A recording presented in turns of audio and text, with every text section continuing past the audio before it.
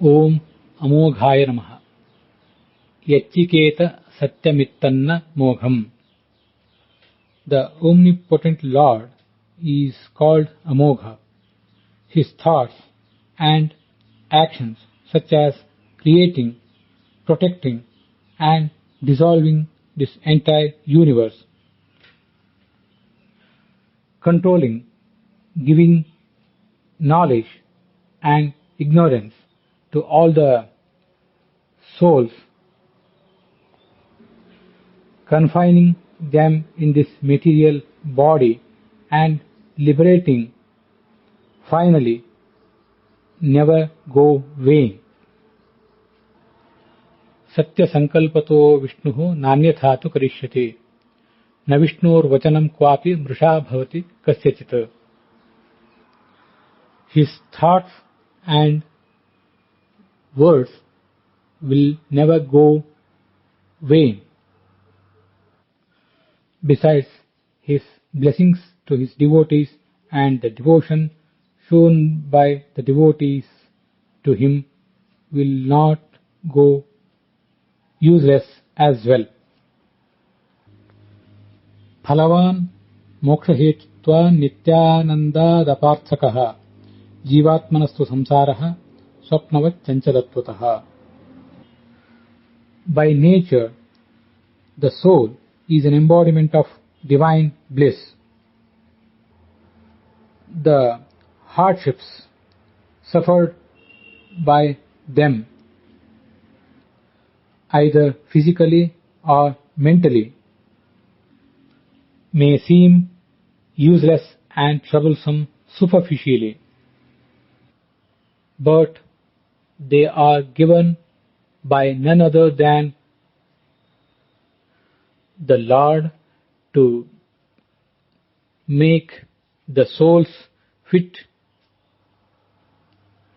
to attain salvation. So the Lord is named Amogha in many ways. Om Pundarikakshaya Namaha. Atinila Ghanashyamam Nalinayata Lochanam Smarami Pundarikaksham Tena Snato Bhavamyaham. I meditate upon the lotus-eyed Lord who is duskily charismatic, so that I will be purified as if by bathing. Apavitrah pavitrova sarvavastham gatopiva yasmaret pundarikaksham sabahya bhyantare shuchihi. No matter whether one is pure or impure or is in any way,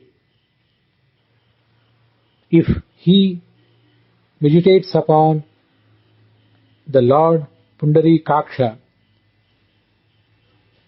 he will be cleansed both externally and internally. In these slokas, the word Pundarikaksha means the lotus-eyed Lord. This is the first meaning of the word Pundarikaksha. The word Pundarikaksha can be interpreted in another way also.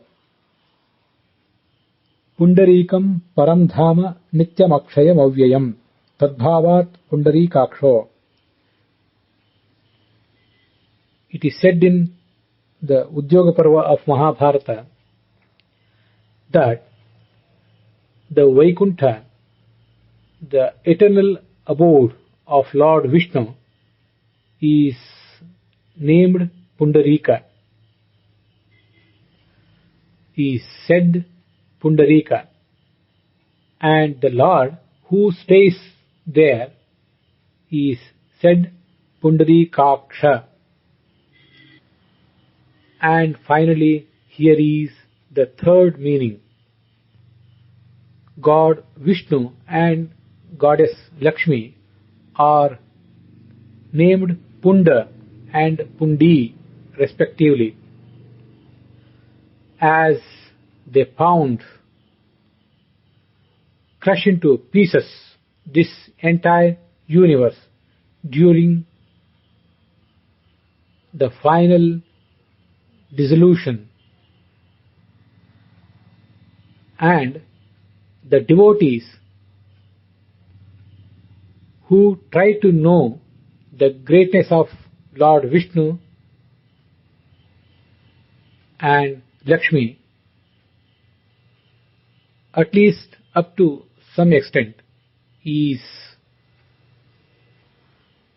are called Pundarika, and the Lord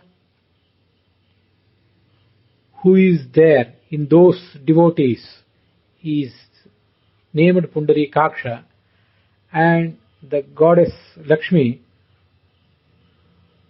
who is there in those devotees along with the Lord is named Pundarikakshi. Om Vrishakarmane Namaha. Paritrāṇāya sadhūnām vināṣāya ca duṣkratāṃ dharma samsthāpanārthāya sambhavāmi yuge yuge. The God himself says in Bhagavad Gita, I will be born in every yuga to protect the pious people and to eradicate the evil spirits, and consequently to uphold the righteousness. So the Lord is named Vrishakarma. Vrisha means dharma, righteousness, and karma means acts. It is the main intention of God's acts to uphold the dharma, righteousness, and eradicate the unrighteousness. Sada Vishnor Asmaranat Prayasyat Karma Rajasam. The activities done by all of us are graded as Sattvika, rightful, if they are blended with the God consciousness, whereas the other acts which are done without God consciousness cannot be termed as rightful. On the contrary, they are called Rajasa. So, the acts which are performed along with the awareness of Almighty God, with His grace, lead the seekers to salvation. So the Lord is named Vrishakarma in this way as well, as His awareness and grace make the karma meaningful and finally lead the seekers to salvation. Om Vrushakritaye Namaha. स्वतः सर्वगुणात्मा तो विष्णुरेकः सनातनः अन्यत् सर्वं तत्प्रियत्वात् गुणो दोषः तथा प्रियम्. The Lord is named Vrushakriti as He Himself defines the righteousness, not anyone else. That which pleases the Lord is righteousness, and that which does not please the Lord is considered as unrighteousness. it is wrong to think something as just or something else as unjust without taking the Lord's appeasement into consideration. Gunadosha bhidanasti bhagavat priyamantara.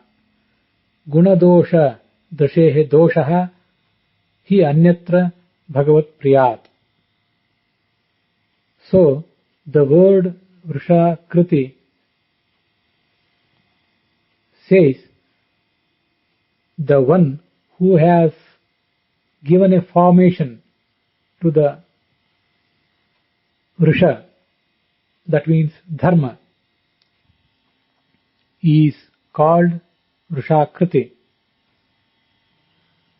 The word Vrushakriti can be interpreted in another way also. Grihasthantargato Vishnuhu yajnair devashrayo bhavet swadhyaye rishi samsmritya rishinam cha sadashrayaha swadhyayat sadhataschaiva pitrunam annadanataha manushyade rato vetti ye evam satatam grihi naranam cha suranam cha gatireko janardanaha. In this universe, wherever and whenever the religious activities such as Sandhya Vandana, Deva Puja, Brahma Yajna, Vaishwadeva, Baliharana, Yajna, Pinda Pradana are performed, it is Lord Janardana who makes the heavens, demons, sages, mains, kings and human beings practice those activities. So, all the religious activities are fundamentally practiced, performed by the omnipotent Lord, and He is the embodiment of those divine religious activities. So, the Lord is named Vrusha Kriti. Here the word Vrusha means dharma and Akriti means defining, giving formation, and the second meaning is embodiment. Om Rudraya Namaha. The word Rudra can be interpreted in three ways. Here is the first one. Rujam dravayate yasmat rudras tasmat janardanaha. Lord Janardana is named Rudra as he cures all the mental and physical diseases of his devotees. And then comes the second one. Nrisimho Rudranamakaha Raudratvat. Lord Narasimha is named Rudra as he is an awe-inspiring sight. And then comes the third meaning. The word Ruta means praises, and Ra means the one who is pleased. The Lord is named Rudra as he can be pleased by his devotees with the praises of Vedas and other scriptures. So the Lord is named Rudra in three ways. Om Bahushirase Namaha. Sahasrashirsha Purushaha Sahasrakshas Sahasrapat. The word Bahushiras has three meanings. The first meaning is expressed in this Vedic shloka. The Lord is named Bahushiras as he has countless heads. And then comes the second meaning. Bahu means full of all the attributes. The complete body, including the head of the Lord, is full of all the attributes. So he is named Bahushiras. The third interpretation is here. The Lord destroys all the countless evil spirits. So he is named Bahushiras in three ways. Om Babhrave Namaha. The Lord is named Babhru as he has a splendid reddish-brown complex. The word Babhru can be interpreted in another way also. Ba is all the desired things.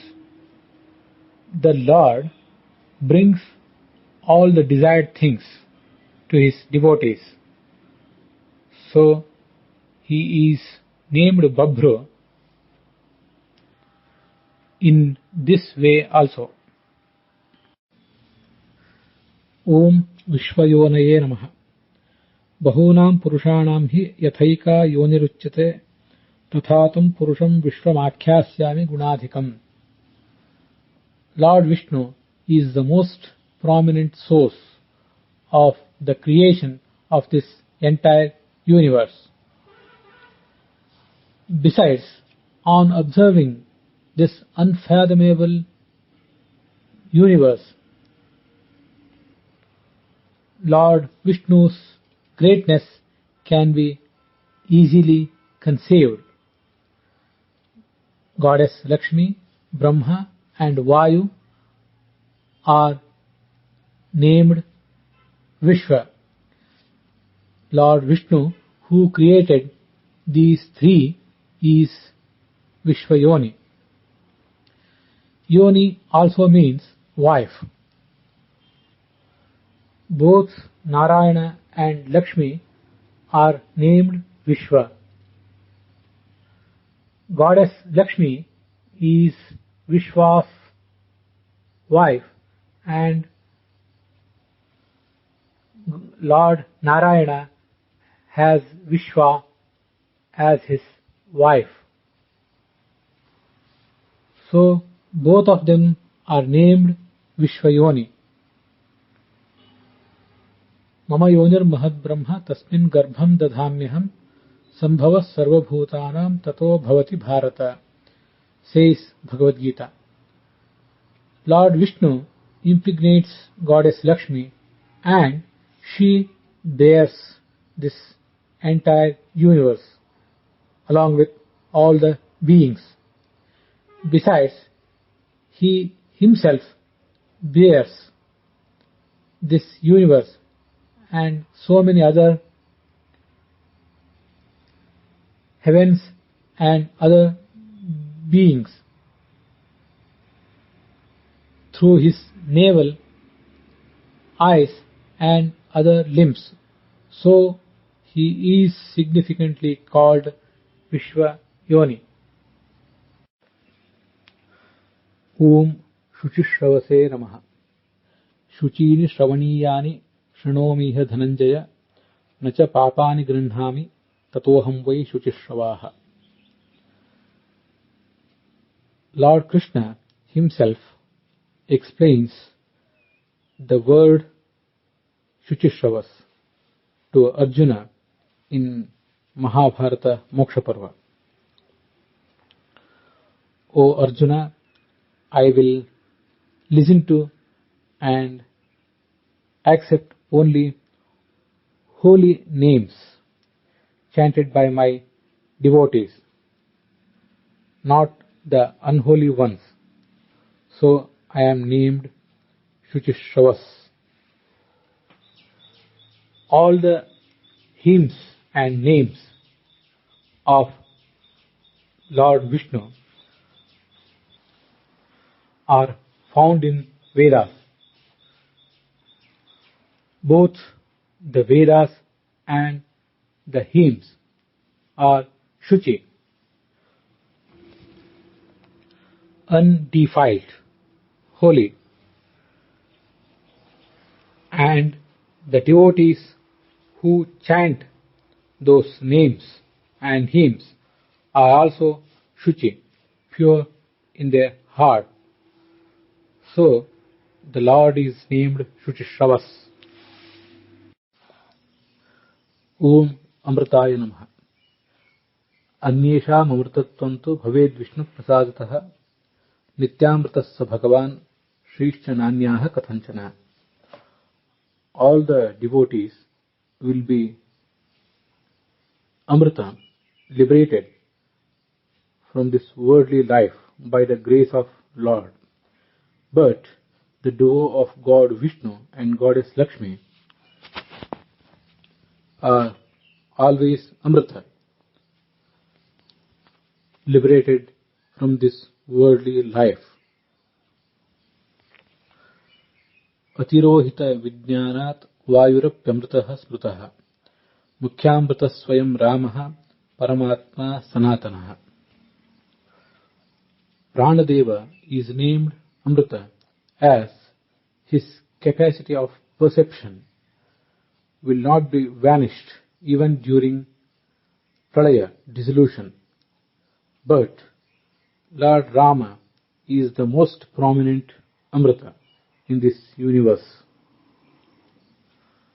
Harehe prasada samarthya dajara chamara hyaham anadikala sambandha dityovacha pararama. By the grace of my Lord Vishnu, I have been Ajara, ageless, and Amara, deathless, from the time immemorial. So, all the souls, especially devotees, are Amrita. Goddess Lakshmi is more Amrita, liberated, than all other beings, and Lord Vishnu is the most prominent Amrita, liberated in this universe. Om Shashvataya Namaha. Shatruyantam Jaghana Ubhechidindra Rodasi Mahitvapa Pratha Tavishibhistavishmaha Nivajramindro Harivan. The souls who are the embodiments of internal bliss are called Sha. But in this material life, the Prakriti, Mother Nature, has concealed their internal bliss. So the souls are called Shasha and Prakriti is called Shashva.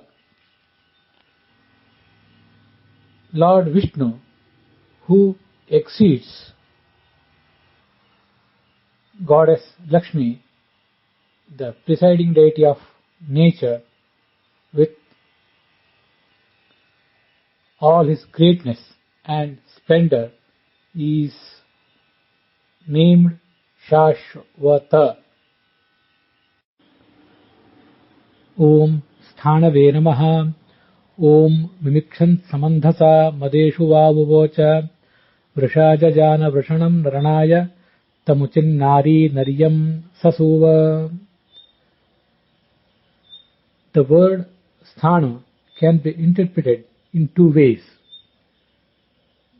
This Brihati hymn presents the first one.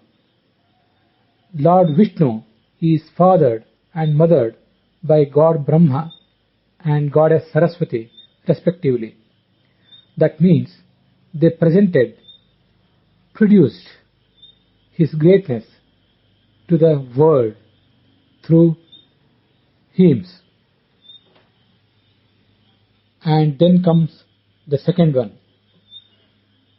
In his incarnations as sage Narayana, Vyasa and Buddha, he stood still as a pillar meditating. So he is named Sthanu in two ways. Om Vararohaya Namaha. Vedo vadannapi harim nasamyak vakti kutrachita narohatyanubhavam aprasiddha swarupataha tathapyanubhavarohaha prasanne keshave bhavet. At initial stages, the souls may not develop the very interest in spirituality. Even after they get interested at a later stage and go through the spiritual teachings, they are most likely to fail to realize the self and God especially, because the God is too strange than the rest of the world to be realized. Like this, there will be so many falls and rises in the life of a seeker, but by the grace of Lord Vishnu, the seeker will definitely rise to realize the self and the God, and consequently to the salvation ultimately. So Lord Vishnu is named Vararoha as his grace is essential to get realization and to rise to salvation. The word Vararoha can be interpreted in another way also. Goddess Lakshmi always is seated on the left side of Lord's lap. So the Lord is named Vararoha in two ways. Om Mahatapase Namaha. Yas Sarvajnaha Sasarvavita. Yasya Jnanamayam Tapaha. The Lord is named Mahatapas. This name can be interpreted in three ways. Here is the first one. He exhibits his knowledge in the form of vegetation. And then comes the second one. In his incarnations as Datta, Kapila, Vedavyasa and Narayana, he performed a severe great meditation. And finally comes the third one. Though performed by an ordinary man, the meditation performed about Lord Vishnu will become a great meditation, Maha Tapas. So the Lord is named Mahatapas in three ways. It is He who gives His devotees the capacity of knowing the Supreme Being and performing the meditation upon it, and consequently, ultimately gives them salvation. So he is named Mahatapas in many ways.